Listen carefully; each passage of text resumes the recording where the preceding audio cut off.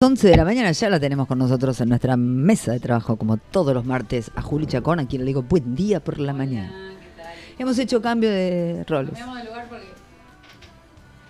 Porque se contracturaba la señora. porque para mirar al invitado tenía que... Claro, igual usted, ese es otro tipo de micrófono, o sea, es el mismo micrófono, pero es otro tipo de pie, así que acérquese. Acuérdese que no es perimetral este.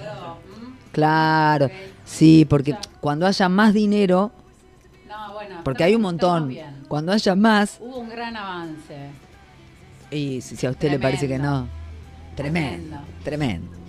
Bien, ¿qué se trajo para...? Perdón, primero, va a estar hoy en la clase abierta en defensa... Bien, perfecto, nos vemos ahí. 95.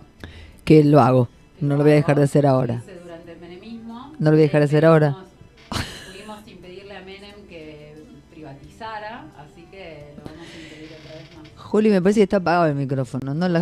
¿Vos sabés que sí? Estoy tratando de buscar el problema Yo me voy a bajar acá, un segundo, me espera. y puede ser que sí. No toqué nada. A ver, ahí. Ahí me está. escucha. ¿Por qué la gente tiene la costumbre de apagar el micrófono cuando se va? Seguimos Ella. al aire.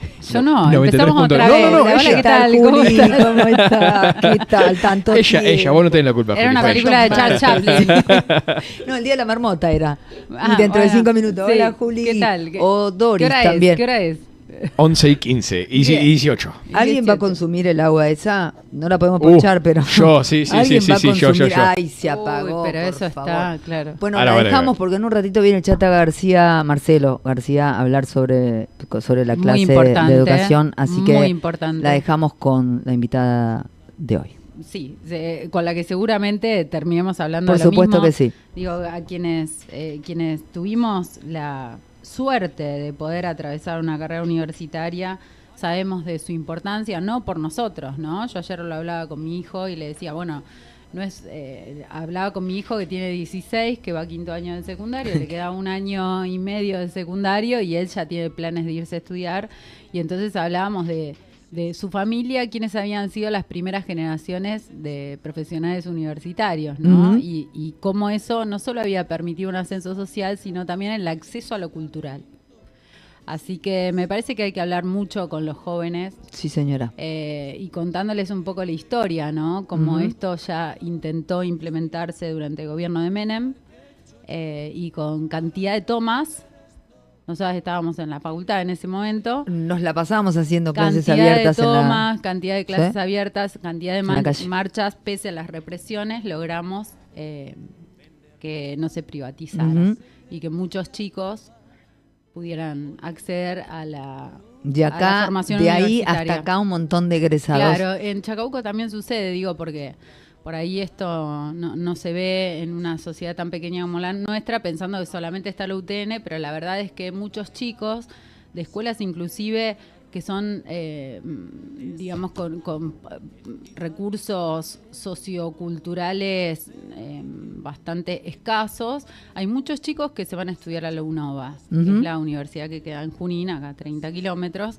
Y entonces no solo, digo, yo voy a ir a la clase abierta no solo por mí, no solo por mis hijos, sino también por cualquier supuesto. pibe a quien se le ocurra y tenga la idea de ir a estudiar a la universidad, pueda o no terminar, siempre la universidad te cambia aunque vayas un solo día a una sola clase. Totalmente. Te dejamos con la invitada, Juli. Bien, hoy tenemos una invitada que ya pasó por acá, es ahí, lo voy a pronunciar mal, nos costó, ¿te acordás la primera vez que vino? Aísa Raba, es de Tierra del Fuego, nació en 1982, es profesora en letras por la Universidad Nacional del Comahue, escritora y directora del sello de libros ilustrado Tanta Ceniza Editora. Publicó los libros de poesía Barda, Buenos Aires Poetry en 2014, La luz no se corta como el papel en ediciones con doble Z 2016, Los sitios de mi cuerpo en Años Luz Editora en 2019, En el patio crece una planta rosario en Queja Ediciones 2021, Sobre esta misma nieve en Esdrújula Ediciones 2022 y ahora, este año, Goday, el libro de Lo Manifiesto, que salió por Ediciones Liliputenses. Bueno, cuando vi yo el libro ahí nuevito saliendo, le dije, vas a venir a charlar con nosotras, ¿no? Sí, Claro dijo que sí. enseguida. Participó de varias antologías nacionales e internacionales. En 2022 obtuvo las becas Cancerrat y Faber-Lul, no sé si lo pronuncié bien, para las residencias de escritura que le permitieron terminar de escribir este libro, Godai. Y bueno, ahí creo que ya la tenemos ahí conectada. Hola, Ixa, ¿cómo estás? Hola, ¿cómo estás, Juliana? ¿Qué tal, Ivana? Muchas gracias por recibirme. No, Bienvenida. un placer, por favor. Contanos un poquito este nuevo, digo, sacar un libro en este momento, qué difícil, ¿no? Sí, sí, la verdad que sí. Fue un regalo en realidad para mí. Le agradezco muchísimo a Chema Cumbeño, que es el editor de Ediciones Liliputienses, que es una editorial que funciona en Cáceres, en España. Con él ya veníamos hablando de publicar un libro mío allá. Él tiene un catálogo en el que publica específicamente escritores latinoamericanos, un catálogo de poesía muy interesante. Y bueno, ya me había contactado en 2022, cuando yo gané las becas, como iba a estar allá en España, bueno, para que pudiéramos hacer algo allá. Pero en ese entonces, bueno, yo ya estaba hablando con Mariana Lozano Ortiz, que es la editora de Esdrújula Ediciones, que es una editorial de Granada, y que publicó el primer libro que me publicaron allá en España, que es este que tengo acá, que es Sobre esta misma nieve. Ahí, más, ahí está, perfecto. Uh-huh. Que es una antología que recoge textos de mis libros anteriores, todos los que vos dijiste. Y entonces le dije a Chema que podíamos esperar a que yo terminara este libro en las residencias, que lo tuviera más armadito, y podíamos probar con ese. Y bueno, se dio la oportunidad recién el año pasado, él estuvo trabajando y sacamos Godai. Ahí se ve perfecto. Es precioso. Bueno, es un libro que quedó muy, muy hermoso. Él trabajó un montón. La edición de tapa ya es muy linda. Sí, sí, tiene así algo etéreo, con esas flores.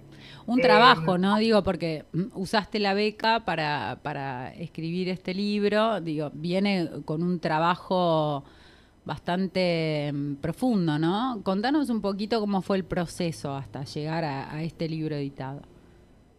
Bueno, yo el libro comencé a escribirlo en 2020, aunque hay textos anteriores, o sea, textos que ya empezaban a prefigurar una poética diferente, que se alejaban un poco de lo que venía escribiendo, de lo que fue el último libro que fue Los sitios de mi cuerpo, porque en el patio crece una planta rosario, que salió por queja.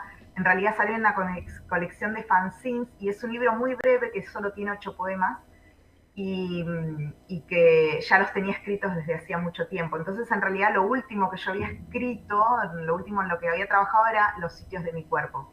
Y estos poemas, que se editó en 2019, como bien dijiste, estos poemas quedaron como, algunas cosas están relacionadas con ese libro, pero en pandemia, bueno, todos la vivimos y nos han pasado diferentes cosas. A mí me costó un poco reconectar tanto con la lectura como con la escritura.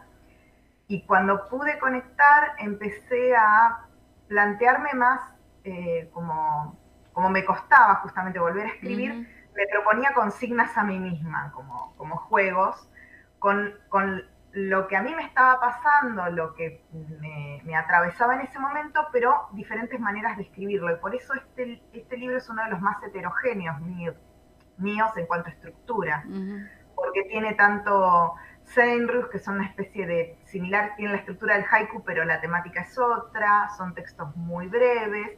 Luego hay textos más largos, o sea, de largo aliento, poemas extensos, más narrativos, otros poemas más conceptuales. Justo hoy salieron publicados en el periódico de poesía de la UNAM, de la Universidad Nacional de México, Y bueno, aparecen como diferentes estructuras y en ese sentido fue como una exploración para mí muy importante de hacer y el hecho de estar como metida en eso, en ese trabajo y tener la posibilidad de ir a completarlo en intercambio, digamos, con otros artistas en las residencias fue muy enriquecedor. Contanos un poquito en qué consisten estas residencias, por si hay alguien ahí escuchando que tiene ganas, porque siempre están abriéndose. ¿En qué consiste esto del intercambio? Bueno, justamente la primera residencia y por la que yo en realidad viajé a España fue la residencia Can Serrat, que ahora, bien que lo decís, está abierta la convocatoria hasta mayo, no recuerdo la fecha, pero si se fijan en el Instagram de Can Serrat, esa es una residencia que funciona en una masía antigua, una casona a los pies de las montañas de Montserrat, a 40 kilómetros de Barcelona, en Cataluña. Y es una residencia artística que está abierta para diferentes disciplinas artísticas. Hay escritores, hay artistas plásticos, audiovisuales, performers. Y en general vos podés ir, depende de la beca que ganes, podés ir por 1, 2. Antes estaba abierta hasta 4 o 5 meses, pero ahora creo que está limitado a 1 o 2 meses de permanencia allí en la casa. Y bueno, es algo, nada, para mí era algo nuevo, digamos, estar conviviendo con gente de lugares tan disímiles, tan diferentes y alejados, porque justo a mí me tocó, yo la hice en agosto y septiembre de 2022 y tuve la oportunidad de conocer gente de Noruega, de Japón, de Estados Unidos, de Italia, de Portugal, bueno, ¿Y cada uno México. Con todos con escritura o eran de distintas artes?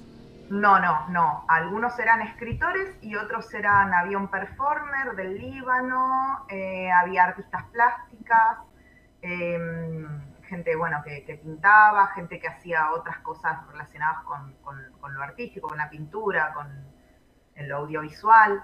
Así que estábamos todos ahí en esa casa conviviendo el día a día, o sea, cocinando, comiendo, haciendo entre nosotros también workshops, talleres, tenías esa posibilidad. Tenés al menos está organizado, ahí está organizado así, vos tenés el día para hacer lo que quieras, o sea, para ocuparte de tu proyecto. Y luego o cenamos todos juntos o cada uno almuerza. Generalmente cenábamos todos juntos cuando ya se terminaba como la jornada. Y algunos días había presentaciones de proyectos o talleres. Cada uno organizaba su taller para compartirlo y te hacía un día determinado, en un horario determinado, te anotabas si querías, si no, no había problema. Pero bueno, yo hice todos los talleres que pude. Y después la otra residencia, que es la del Instituto Ramón Faber-Llull, funciona en Olot, al norte, cerca de Girona. Y esa es una residencia también muy particular, totalmente distinta a la otra, porque funciona en un hotel. Entonces, la oficina de la residencia estaba dentro del hotel y es una residencia que es más breve porque te pagan todo, excepto el pasaje para ir, vos tenés comida, tenés todo ahí, excursiones y demás. Entonces, por lo general son residencias que duran de 5 a 7 días. Y ahí también, justo en el periodo en el que yo fui, que fui en noviembre de 2022, compartí en realidad residencia con todos escritores de Genial. diferentes géneros, pero éramos todos ¿Qué escritores. te pasó con eso? Porque digo, compartir, bueno, en general hay una comunidad acá en Argentina de escritores, es como más cercana, capaz ideológicamente o en las temáticas, etcétera. Pero digo, esto de compartir con gente de distintos lugares del mundo la escritura. ¿Qué encontraste ahí que no habías encontrado acá? No, en realidad, justamente la semana pasada que estaba hablando en otro programa me hicieron una pregunta similar y lo que me sorprendió fue que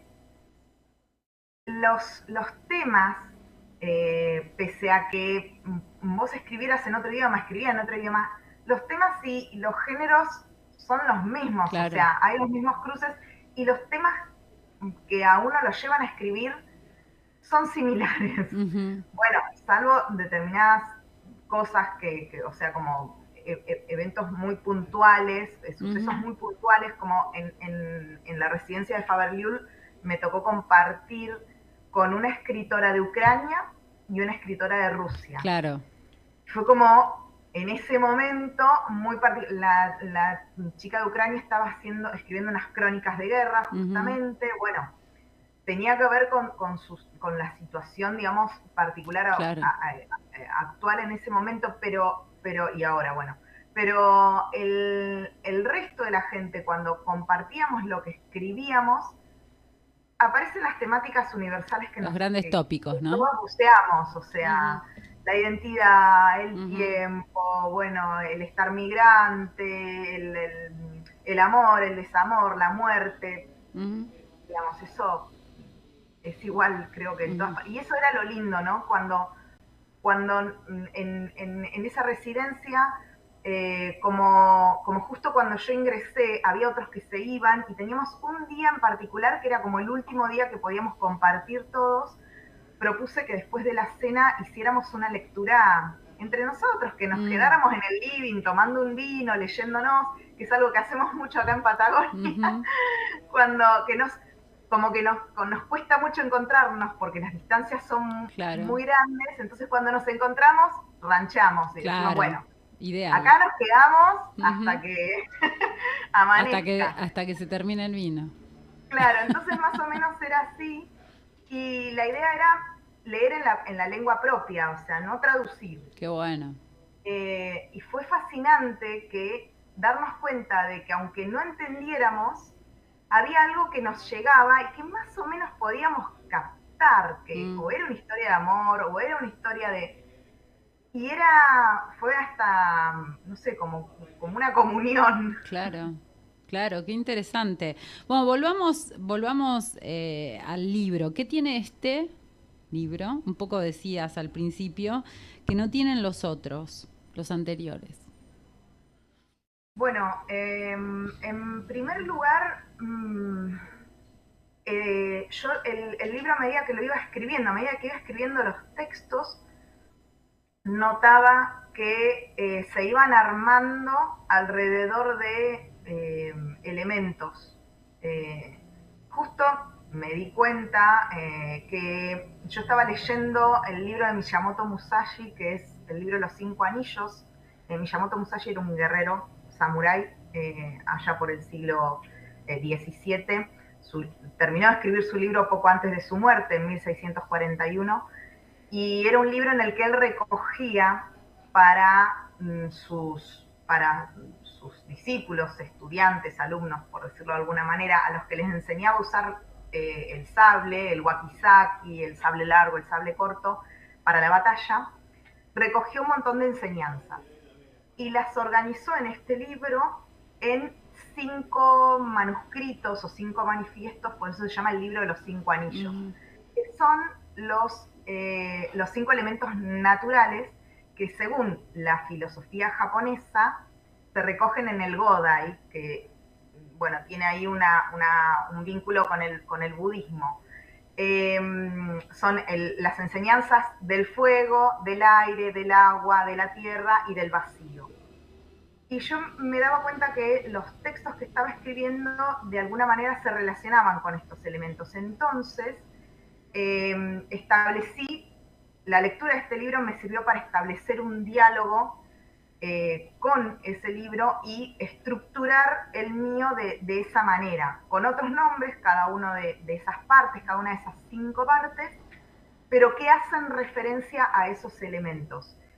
Y así como el libro de Miyamoto, el objetivo era enseñar para la discordia, o sea, para el combate, yo lo que intentaba de alguna manera con estos poemas era transmitir experiencias de la discordia, pero para buscar la concordia y la superación del miedo, que es algo que aparece mucho en el libro de él también, y aparecía mucho en ese momento, supongo que por todo el contexto pandémico, ¿no? Que estábamos subsumidos en el miedo, ¿no? En el temor, en el no saber, en la incertidumbre, en lo desconocido.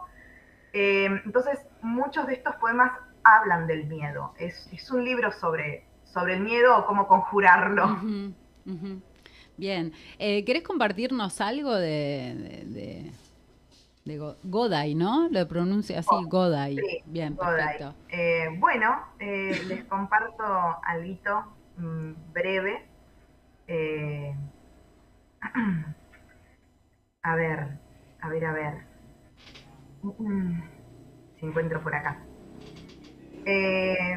Les comparto este es un poema que tiene 4 partes, pero solamente les voy a leer 2. Se llama Cómo hacer un jardín en la terraza y forma parte del manuscrito de la tierra o libro de la errancia. 2. Tener un jardín es dejarse tener por él y su eterno movimiento de partida, dice Diana. Que mal entendimos la palabra. No era posesión, era entrega. La pérdida se nos hizo costumbre y también el ahogo. Tanta agua, tanta tierra metimos en la maceta, tanta luz, mi amor. ¿Alguna vez supimos del equilibrio? Hermoso. Qué hermoso, qué hermoso. Bueno, yo no llegué a leerlo, ¿no? Porque hay una cuestión de distancias entre la Patagonia y Buenos Aires que, bueno, es difícil. No, y también el hecho de que yo traje, o sea, como el libro se editó allá, pude traer muy pocos ejemplares. Y hicimos una presentación la semana pasada acá en Neuquén y me quedaron aún menos ejemplares. Pero estamos viendo con una editorial de acá, que pronto voy a revelar cuál es, poder sacar la edición argentina. Qué bueno, qué bueno, por favor. Aixa, esto de, bueno, estás desde el lado del escritor que edita y a la vez sos editora. ¿Qué diferencias notás, no? Porque, bueno, acá trabajaste con una editorial, ni siquiera es argentina, ¿no? Hay otra dinámica, digo, de un lado y del otro. ¿Qué te costó? ¿Qué no? Sí, bueno, eso tiene que ver el tema de cómo es el trabajo del editor y cómo lleva adelante su proyecto propio editorial. Hay tantos editores como personas, entonces siempre es diferente. Yo tuve muy diversas experiencias como autora con las editoriales que me publicaron. Hay editores que se involucran más con el libro y que, digamos, que te acompañan en ese proceso de volver a leerlo y ver si hay algo para mejorar, si hay algo para cambiar. Y hay otros editores que te piden el libro y te publican directamente. Yo como editora también vivo las dos experiencias. Hace 5 años que tengo Tanta Ceniza. Que tiene unos títulos tremendos y ahora sacó uno de Florencia Lobo que estábamos todos esperando. Sí, ese es un librazo, porque además son 2 libros en uno, así que es como tu primer libro que estaba descatalogado y uno nuevo que es una maravilla. Pero también yo, digamos, el trabajo que, por ejemplo, ese libro en particular, con Flor venimos hace ya 1 año y medio trabajándolo en el sentido de que venimos pensando en cómo armarlo, cómo poder publicar los 2 libros juntos, cómo hacer que sea posible eso en un libro físico, trabajando con la ilustradora, que es en este caso la misma diseñadora. Pero es un libro al que yo, por ejemplo, no tuve que tocarle nada, o sea, fue darle a la autora el tiempo de decir, volví a leerlo, a ver qué encontrás, cómo te sentís con los textos ahora, y de ahí surgieron algunos cambios. Hubo otros procesos, por ejemplo, con Flor de Felipe, con Lola Halfon, que nosotras editamos su primer libro, con Cecilia Perna, con las que estuve como leyendo el libro, encontrándonos y leyéndonos juntas durante meses para ver cómo sonaba, para ver qué había que cambiar, para ver el tono, las partes, etcétera. Eso se dio con algunas autoras y con otras no. Es como diferente. Cada libro marca su pulso, ¿no? Sí. Y lo que yo siempre lo hablo con las autoras, se los digo, y es lo que siempre cuento de Tanta Ceniza, la idea de la editorial es poder de alguna manera rescatar la temporalidad que venimos olvidando, ¿no? La temporalidad de la lentitud, de no apurar ningún proceso, porque estamos en un proceso de creación, que a su vez es un proceso casi de autoconocimiento. Total. De la propia poética y de la propia persona. Entonces, respetar ese proceso. Nosotras el año pasado sacamos un solo libro, que fue el de Flor de Felipe. Y era así, o sea, no se podía. Está más perfecto, que en un mundo que propone la hiperproductividad, ¿no? Sí. Estoy no de estoy rigiendo por la lógica mercantilista en ningún sentido. No, lejos hoy, ¿no? Digo, tener una editorial independiente en 2024, ¿qué dificultades les ha presentado? Bueno, en 2024 y en Patagonia, que no es un dato menor. A mí una de las principales, de los principales desafíos es el tema de la distribución. Porque llegar o sea, hacer que nuestros libros lleguen a todo el país, porque de a poquito vamos como cruzando el charco y estando en otros lugares, pero es como... es muy difícil y yo tengo que agradecer de todo corazón la ayuda de las manos amigas. O sea, Tanta Ceniza no podría estar donde está, que casi que tenemos una librería en cada provincia. A lo largo de estos 5 años lo fuimos construyendo, y eso fue gracias a las manos de amigos, de amigas, de las autoras mismas, que llevan los libros, que les digo, che, ¿me tendrías una cajita en tu casa para cuando yo te avise poder llevar a la librería si hay que reponer? Así fue, y desde el principio, desde que empecé porque no trabajo con distribuidora, claro. Porque si tuviera que depender de una distribuidora, bueno, se pierden un montón de cosas, se ganan otras, pero se pierden un montón de otras cosas. Y bueno, la distribución fue armar una red de amistad, colaborativa. Por eso yo siempre digo, Tanta Ceniza es una editorial autogestiva, independiente, pero sobre todo colaborada, o sea, hecha con el trabajo de todos los que pudieran aportar al proyecto. Claro, sí, es como sucede, ¿no? En casi todas las editoriales independientes. A menos que, bueno, cuenten con fondos que en general no se cuentan. Aixa, última pregunta respecto del libro. ¿Dónde se consigue? ¿Cómo se consigue? Vos decías que lo vas a sacar con otra editorial argentina. ¿Tus libros anteriores, dónde? ¿Dónde se pueden conseguir?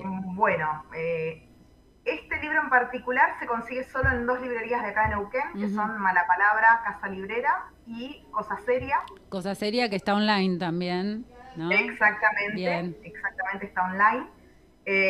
Y si no, se pide a la editorial, digamos.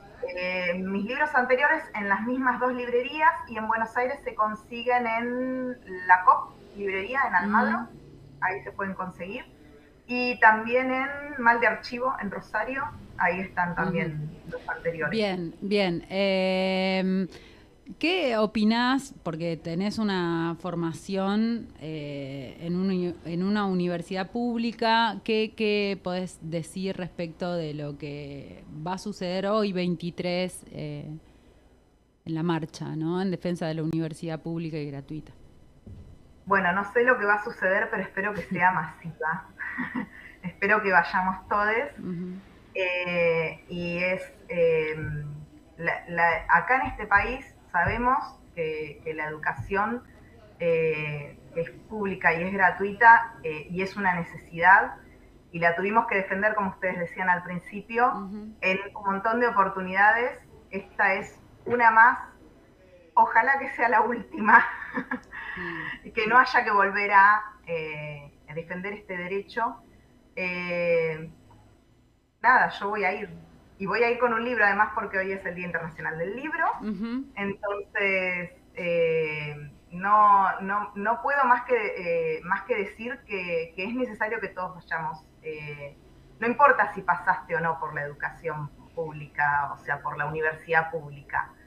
Yo, como vos decías, de primeras generaciones de universitarios, yo no soy la primera recibida, porque mi papá tuvo la oportunidad de ir a la universidad en plena dictadura, no pudo terminar por cuestiones personales, o sea, tuvo que mantener una familia y demás, pero yo sí me recibí y soy la primera en recibirme de la universidad pública. A mí me dio todo la universidad. Yo además la hice al principio de los años 2000.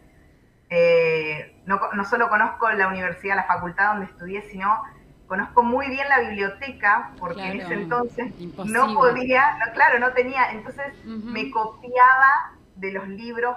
Tengo cuadernos enteros de resúmenes de libros. Así que nada, le agradezco mi formación a la universidad y le agradezco todos mis conocimientos. Vamos a estar ahí entonces en distintos lugares, nosotros desde acá, desde Chacabuco, en las puertas de la UTN, en una clase abierta, manifestándonos, ustedes desde allá, desde Neuquén, defendiendo la universidad, los libros, el acceso a la cultura. Aixa, te agradezco muchísimo que hayas pasado por acá a hablar de tu libro y espero que en algún momento nos encontremos. Ojalá que sí. Gracias, Juliana. Gracias, Ivana. Gracias a los oyentes. Bueno, Juli, ¿vamos a una pausa? Vamos con una pausa, nos volvemos a encontrar el martes y nos vemos hoy a la tardecita en las puertas de la UTN. Perfecto.